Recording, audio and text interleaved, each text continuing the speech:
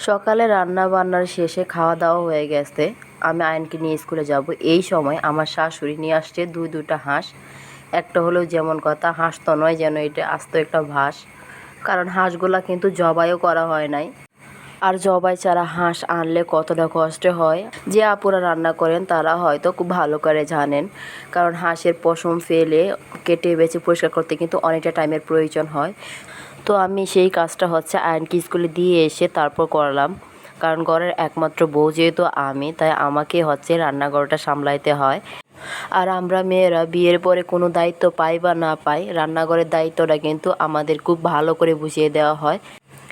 আর এই বোঝা কিন্তু আমাদের আজীবন বয়ে যেতে হবে। তো অনেক কষ্ট করে দুটো হাঁস রান্না করলাম।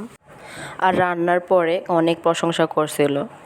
আমরা মেয়েরা কিন্তু কষ্ট করে রান্নার পরে একটু প্রশংসা করলে অনেক খুশি হয়ে যায়।